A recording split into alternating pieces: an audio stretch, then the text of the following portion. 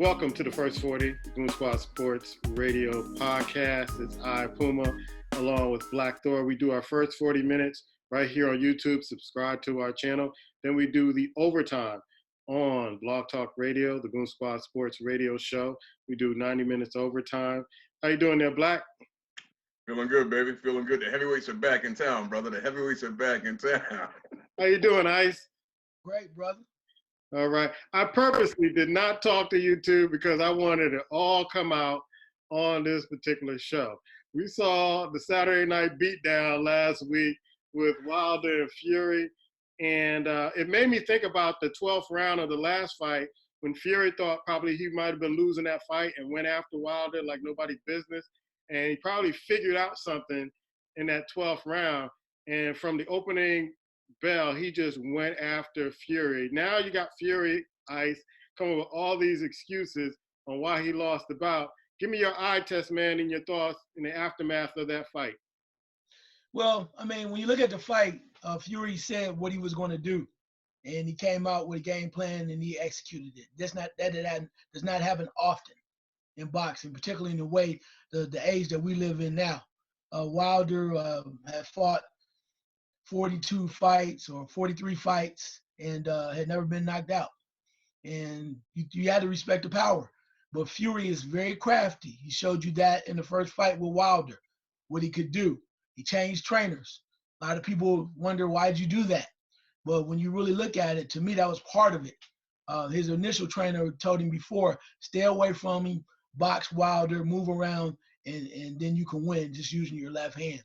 But he wanted to do some damage. So he gained some weight, 270 pounds, whatever he was, came in strong, knowing that if he stayed away and not let Wilder load up on him, just keeping him maybe one single shot here or there, that he felt he could beat him.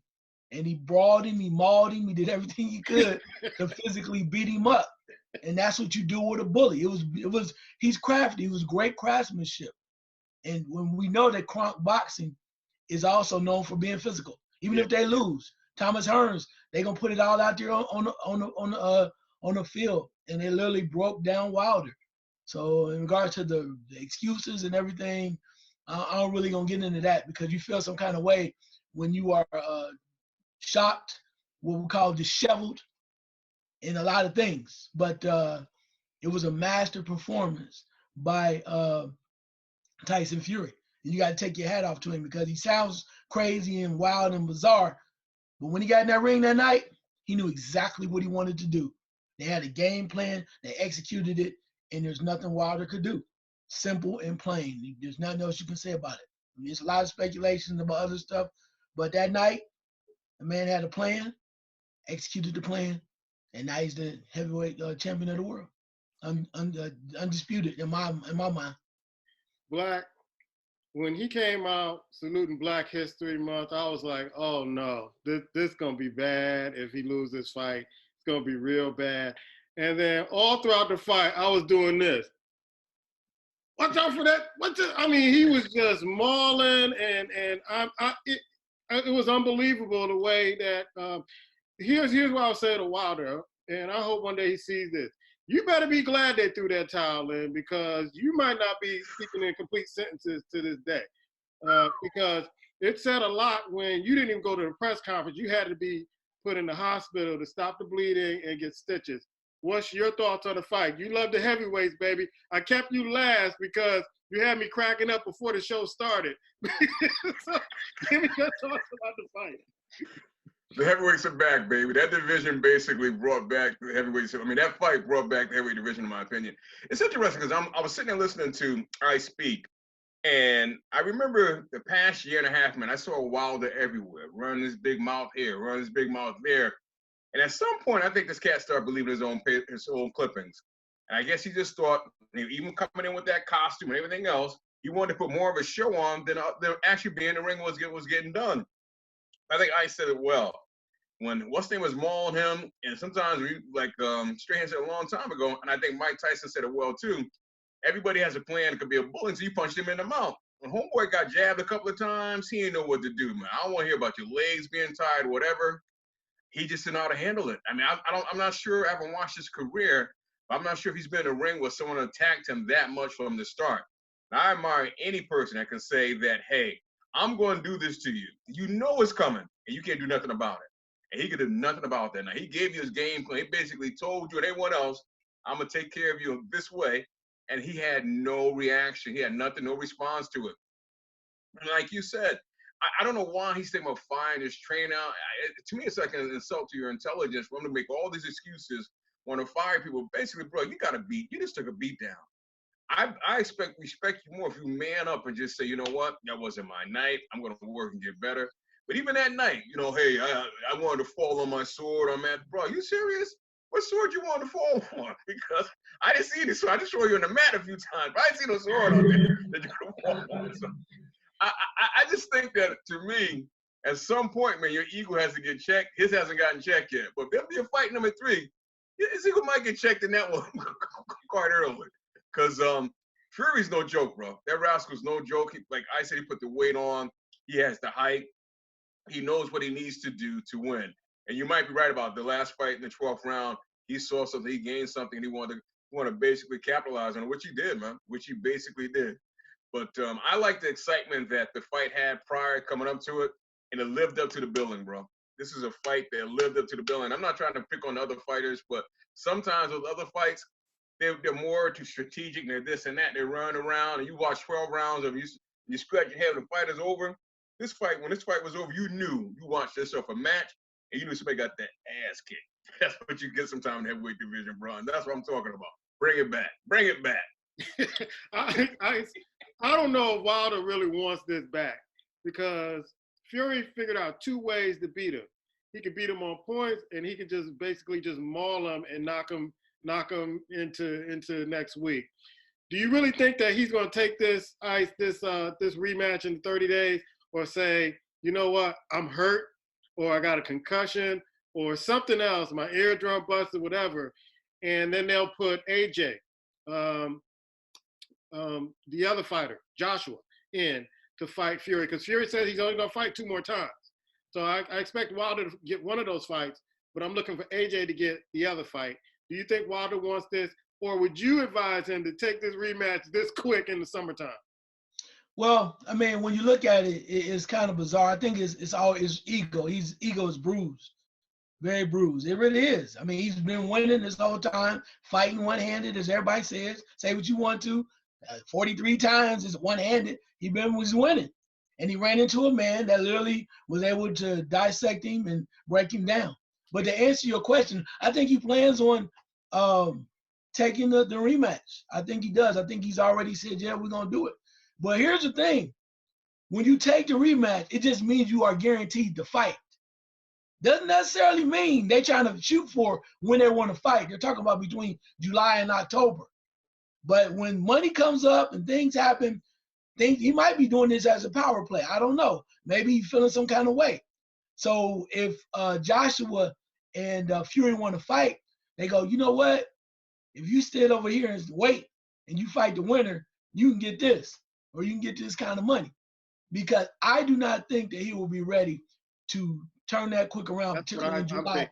Simply because of the factor that he's going to have to make some changes. He's not, if he comes in the same way, I believe it's going to be the same result.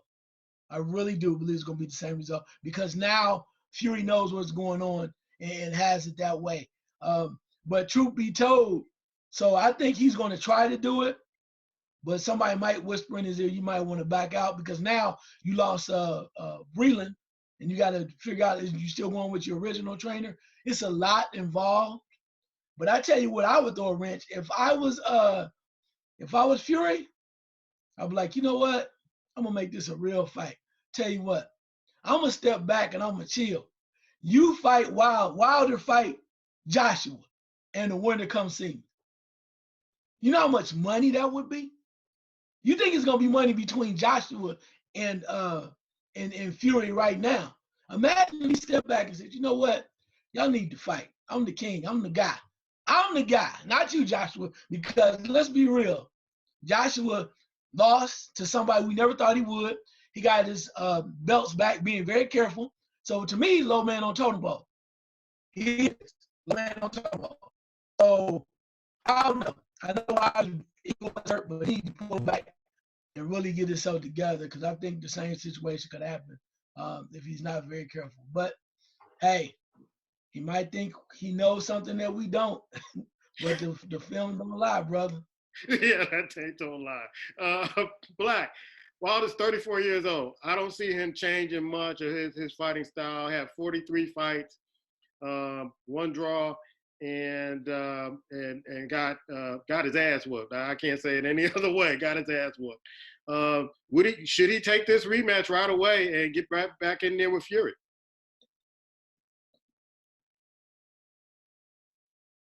Black, can you hear me? I don't know if Black can hear me, but I'll answer it. I wouldn't do it. I wouldn't do it because his fighting style is it's just tailor made for Fury. And please, folks, please. I know we're excited about Tyson Fury, but quit comparing him to Muhammad Ali. Quit comparing him to Muhammad Ali. I can't stand that because okay, he's elusive. Okay, he's big. He can move around, but he's no Muhammad Ali. He hasn't fought the guys that on the same caliber as Muhammad Ali. But Black, are you still there? No, he's frozen. He's frozen up there. Yeah, but I mean, I think he's trying to come back. We'll see. He's trying to come back. Yeah. But Black, is he back? Black, you still there? Yeah, man. I feel like I'm losing signal from time to time. I apologize for that. Maybe you can hear me now. Okay. Do you think Wilder should take this rematch right away and get right back in the ring? You know what? I don't think. Yeah, we lost you again, bro. Lost you again. All right. So again, I don't think that he should take it. I don't think he should take it right away. But what I'm so seeing, I don't think he should physically. Okay. But I think from a business point of view, he has to, bro. He has no other choice. I mean, you talk this big, you got into it, you signed a contract already. By October, he needs to be in the ring, bro. Boy. I see beat down number 3. If he get back in that ring any time with this guy. Because I don't see him changing his style or learning how to box. You know, at 34 years old, learning how to box to fight Fury. Now, George Foreman did it a long time ago because he was a brawler just like Fury. He was that knockout artist like Fury. It took him about 10 years to kind of figure it out and then come back and get the heavyweight championship. I don't see Wilder doing that. Maybe he will, but I just don't see that. I really don't. I agree with Ice. Just kind of wait on the winner of Joshua and Fury and then try to sneak in and get that belt and maybe fight Fury on the back end of the Joshua Fury bout and then try to regain all the stuff that whoever wins. But and try to avenge your loss because, bro, you let a lot of people down. Don't ever speak for the culture ever again. Leave that alone. And don't fight in February no more. All right, you gonna say something? Yeah, I'm gonna say something, man. You know what? I'm gonna tell you something. I've been waiting on this. I've been waiting. It is amazing to me. Man loses one fight, got beat down, lost one fight, and he done lost all damn respect. He had no respect before. Do you realize how many people lost fights? How many damn fights did Mike Tyson lose? And I'm not comparing him at great because I never said he's one of the greatest of all time. All I'm saying is the man lost one fight. As you say, he's a one-handed fighter with one punch. I mean, it's just amazing to me how he got crucified. I'm like, damn. I mean, I'm for real. And your beloved Mike Tyson, once Buster beat him, who did he beat after that? All I'm saying is, I think the man's record prior to him getting beat down deserved a little bit more recognition, a little respect. That's all I'm saying.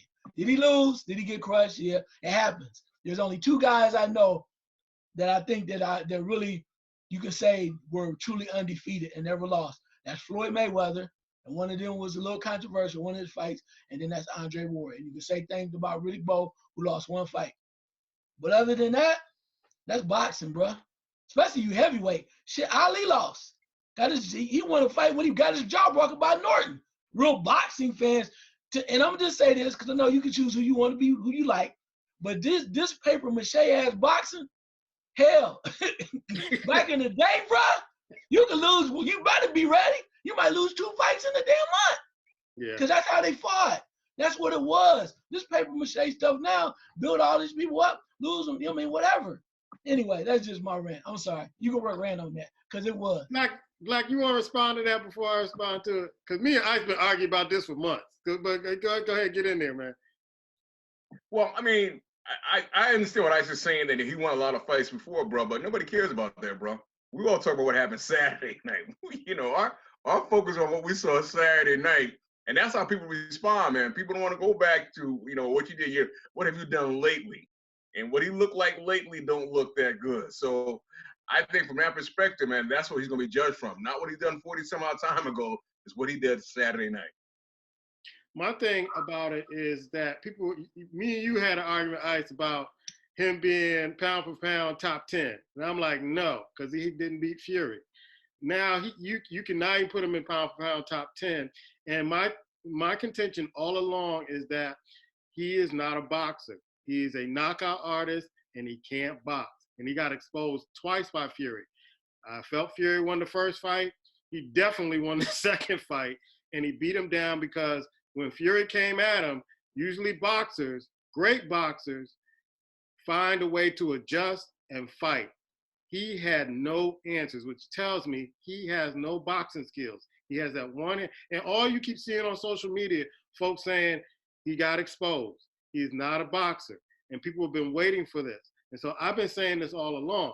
I have nothing against Deontay Wilder. I think he had a wonderful record. I think he is a great knockout artist.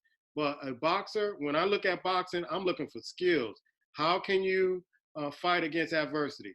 When you're in the ring with somebody who has better skills than you, can you make the adjustment? And we saw Floyd do it. We saw most of the great boxers do it. Ali adjust. All these boxers adjust.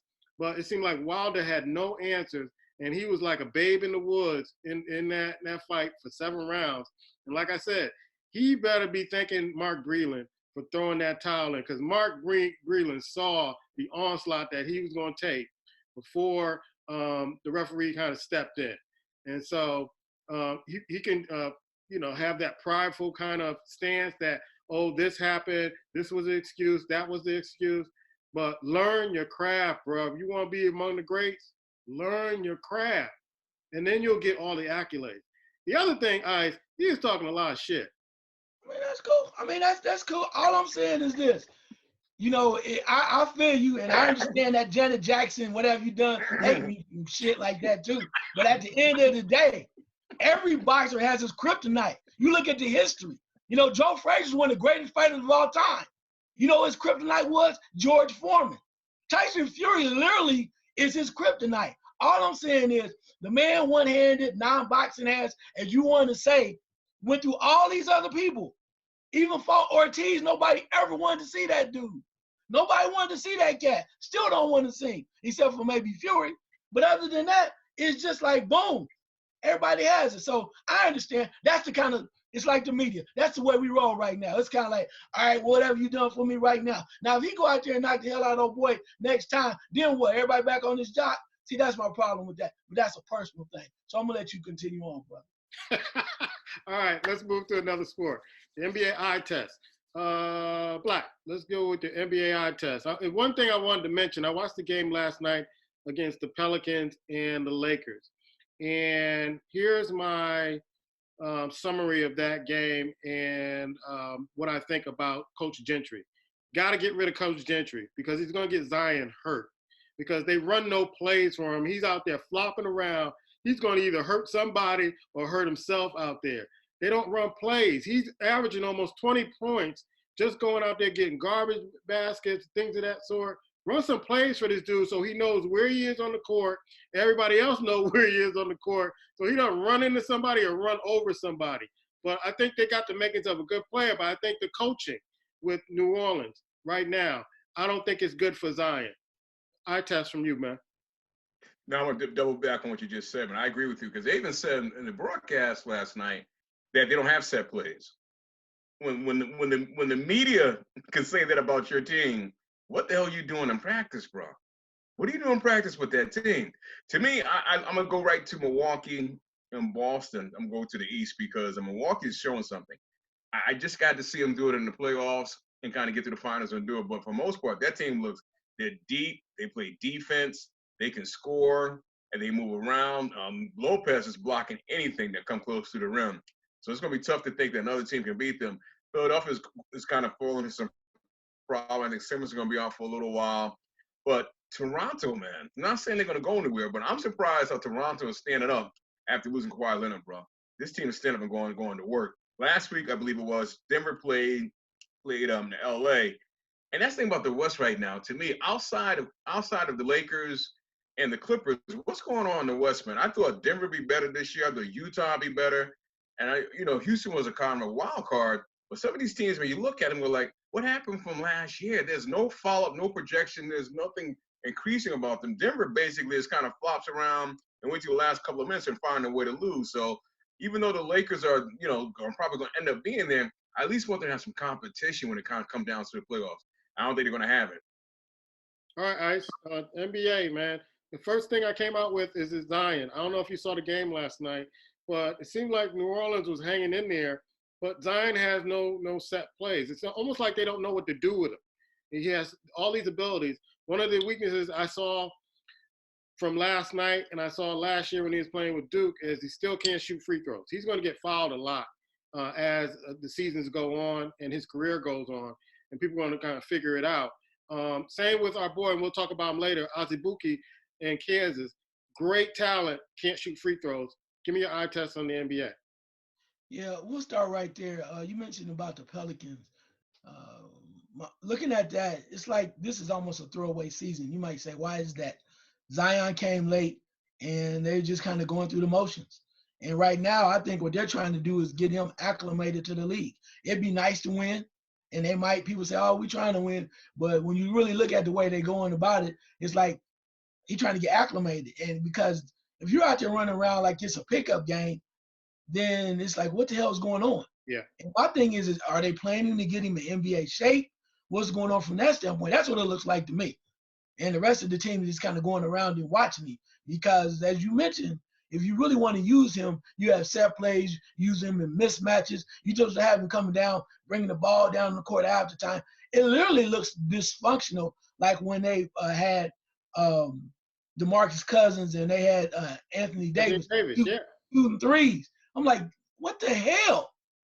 And right then and there, it showed you that now it almost seems the same way. And you have a couple point guards over there that can get it done. So I don't know. It seems like they're just going through the motions. Like they're trying to get him in shape, and hopefully at one point he'll be better, and they might have to move on from the coach. That's what it appears to be right now. But the other things, too, is when you look at the West, Utah is supposed to be making moves, and they literally have made some lineup changes. They had Mike Conley Jr. when he came back, coming off the bench. Now they put him back in the starting lineup. They've been struggling. They don't know what the hell is going on over there back and forth, which I think is a major issue for them. The one team that's kind of slowly but surely just hanging around. Nobody's paying attention to them. They weren't supposed to be any good. They got too many older players with some young players, and that's the team in the 6th position in the West. They call them Oklahoma City. And I'm trying to tell you, Chris Paul, along with Gildress Alexanders, man, they are playing some ball. You know, you have guys, you have the guards, you have the big Adams in there, and they're just playing because I think they have a point to prove. Shea Gildress-Alexander is ready to play. He's playing off of Chris Paul. You got a lot of people playing with a chip on their shoulder because they're either trying to get money as veterans next time, or they just mad because everybody's disrespecting them. And I think this is going to be a perfect opportunity for them to kind of make moves even further. When you look at the East, though, Philadelphia without Simmons is going to be hurting. They're already hurting with him in the lineup, and now when you have to really rely on the big fella to get it done, and Embiid, then they seem lost. And I'm interested to see what happens. They were trying to pick up somebody early on, but they have stretches. One time they make you look real good. You go, oh yeah, they ready. But then after a while, you be like, man, what's wrong with that team? And I would not be surprised if they had to make a move in the offseason if they falter getting off one of those stars, and maybe it's time for the coach to bounce too, because they simply cannot get over the hump, and you're running out of time with that nucleus that they have. Yeah, because Simmons has the back injury. I'm trying to figure out, has anybody seen Tobias? Because they gave him a lot of money and they kept him there in Philly, and he hasn't been producing. And Embiid, I've been telling folks that are big Embiid fans here that he's inconsistent. He'll have a monster game one game, and then you're trying to figure out where he is in another game. And sometimes people will want to kind of blame Simmons. Him and Simmons can't play on the same court. Hey, you guys make a lot of money. Get it together, figure out a way to do it. But Embiid is too inconsistent for me. And I lost my respect for him last year in the playoffs when he just walked off the court crying. You're too big to be crying of a basketball game. And, I just think he's just a big 6'9", inconsistent player. He could be better. You talk about Cat Black, I talk about Embiid. All the ability in the world that could dominate and just can't. Just can't. I can't believe you said that, bro. Yeah, I did. I can't believe I said it. Come on, man. We said some outlandish stuff out here, time, brother. That's the top notch outlandish thing that came out of your mouth right there, bro. You can't put Cat and him in the same paragraph, more or less sentence. Come on, man. You gotta prove me wrong. You gotta prove me wrong. Ice, come on, Ice. Leave me out of that. That's that college thing going on there. I got your back, you got my back, I got your back. Come on, Ice. That's between you and your cousin. Hell you talking about? You deal with that. I told you to get over there because you stole your Hot Wheels. You need to deal with that. Bring that to the table.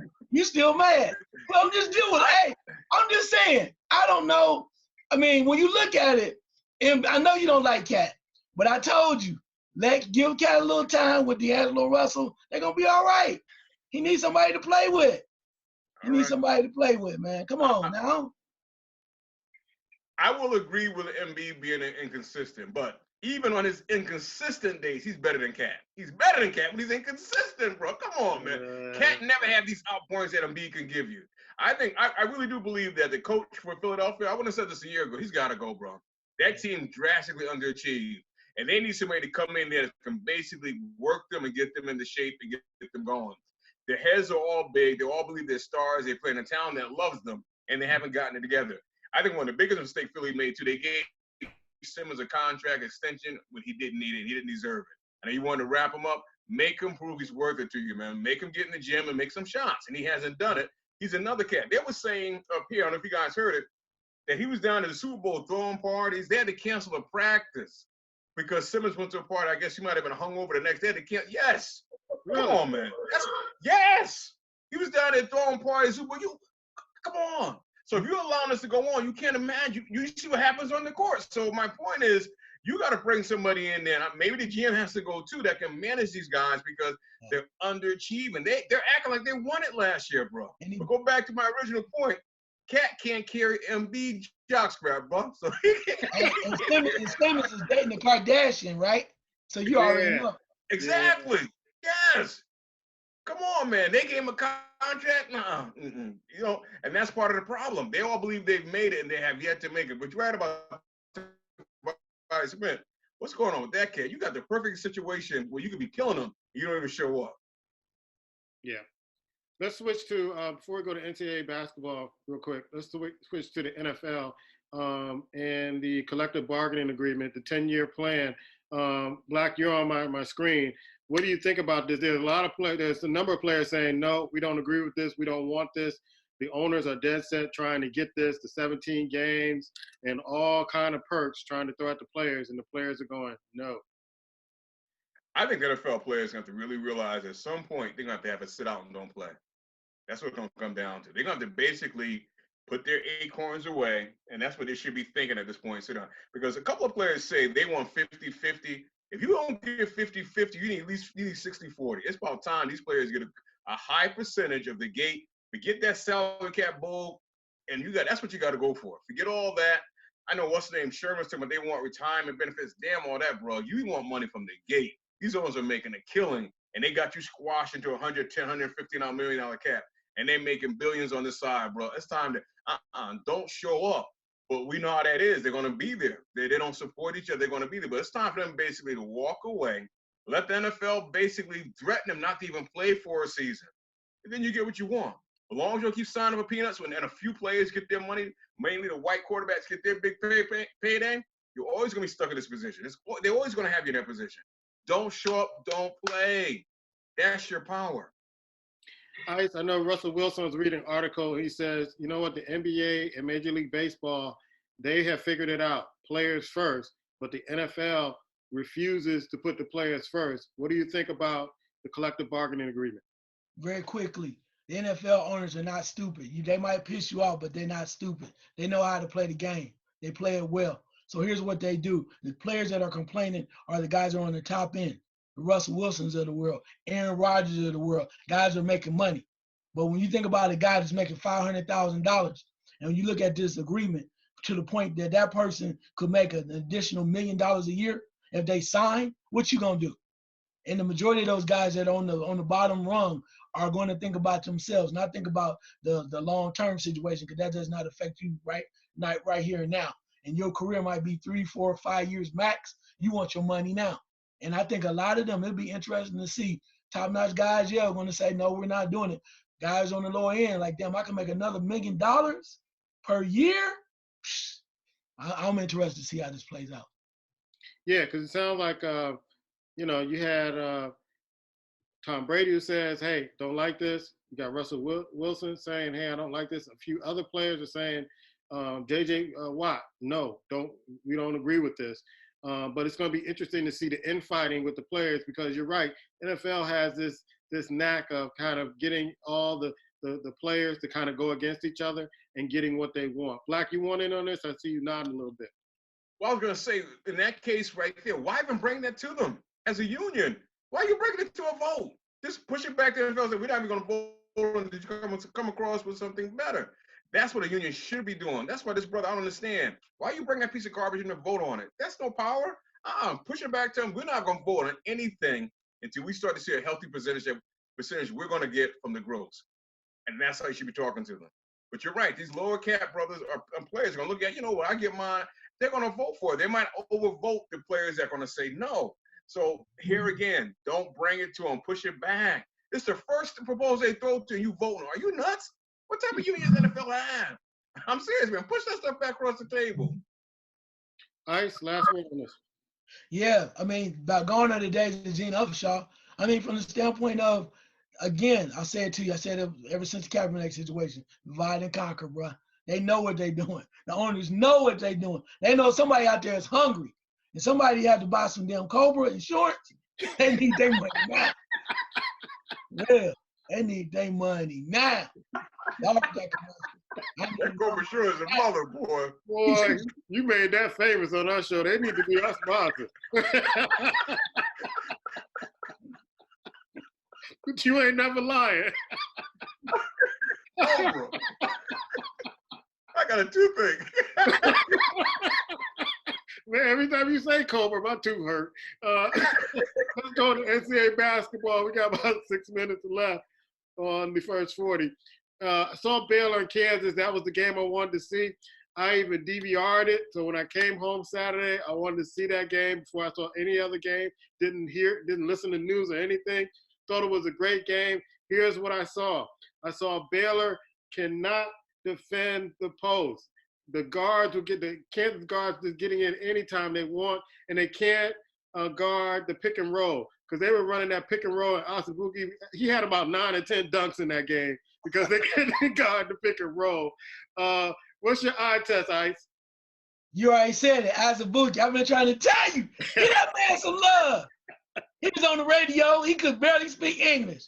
Talking about, Puma, I hear you talking about me. I'm going to come for you. I'm going to show you. I'm going to win the national championship. That's all I got to say, bro. I'm letting Black take the rest of it. Black, give me your eye test, man.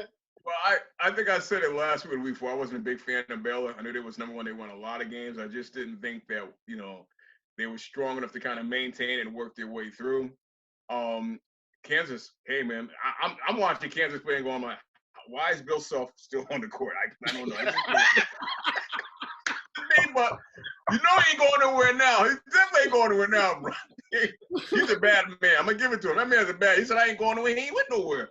But no, Kansas. He always has his team kind of ready. They look very impressive. I'm surprised that Duke is starting to lose some teams now. And Duke, some teams are taking Duke to the shed now, starting to play. So that's going to be interesting. We get a little close to March Madness. And not even a question, man, but just I was watching North Carolina the other night, man, watching them play. I think it was NC State. And their talent level, man. And I'm not saying this because it's your team, man. But what happened to the recruiting and talent level of that team? It dropped off significantly, bro. Roy got to go. He got to go. He can't recruit. He got to go. Wow. He got to go. He got to go. Yeah, they ain't coming anymore. No. For some reason, they're not coming. Yeah. Maybe they're afraid they're going to be on sanctions or what, but for some reason, man, I don't see it. And I said the same thing about, I'm wondering real quick, man, about that. I didn't see them play recently, but I might have said this a week ago, the coach in Texas, man, what's going to happen with that brother in the season? With Shaka, yeah. Yeah, what's going to happen with him? Because I can't imagine they bring him back next year. I just can't imagine that's going to happen. I'll be shocked because he's not getting the players either. Well, one of the things that and Ice, you can follow up on this. One of the things I felt that when Shaka went to Texas is a football school. And so would they have the resources to kind of, will they take their resources and put it in basketball to be a basketball power? I know that when Barnes was coach, he had a pretty good run in Texas. But Texas is basically football rules. And to me, it's the same way in Ohio State. Football rules in Ohio State, in Florida, just some SEC teams, football rules. And so the basketball, programs are kind of like secondary. And I felt like Shaka couldn't kind of pull that off. He's going to get some resources, but will it be enough resources for him to pull it off like when he was at VCU? And you just haven't seen it. Ice? Yeah, I mean, I agree with that. It's just hard, though, because you got all these things going on, and the expectations get higher since he moved up. VCU, we had guys grinding. If they made it to the Sweet 16 or even the 32, everybody was like, wow, you had a good year. But in Texas, people they have higher expectations. I just have one question for Black Thor before he disappeared. Do you think the FBI still coming to Lawrence, Kansas? March Madness is around the corner, baby. March is next week. You think they still coming? Thought I wanted to know. They should be camped out, ready to take them down. You think they're going to do that right now? They're coming right now? We got March Madness is about 3 weeks. They coming now on Black Thor. My man said, I ain't going nowhere. Yeah, I tell you what. He's like, look, you rather sit down and wait. If you think about it, to come see me after I win this championship. Forget that. How about the NCAA? That's what I'm talking about. This would be the high time right now to set them down. It's money involved. They're not doing that. You ain't losing that cash. You know that. They still taking applications for Final Four. Are you kidding me? Look, hey, you think they're going to wait? They're not going to waste the time. Tried to tell you earlier. It's all about the money, baby. I understand right and wrong and the moral thing we should do, but it ain't got nothing to do about that green, baby. Because people right now getting hyped. It's going to be a lot of parity. People think their team going to win. It's hype, baby. It's hype. You don't know who the hell going to win the national championship. Yeah. You think they going to say, well, now we're going to take down Duke. We're going to take down North Carolina. We're going to take down Arizona right before the March Madness. Man, please. All right. You got less than a minute. And so especially Kansas is the front runner right now for the tournament. But we'll talk more about this in our overtime. Catch us on Blog Talk Radio, Goon Squad Sports Radio Show. Black.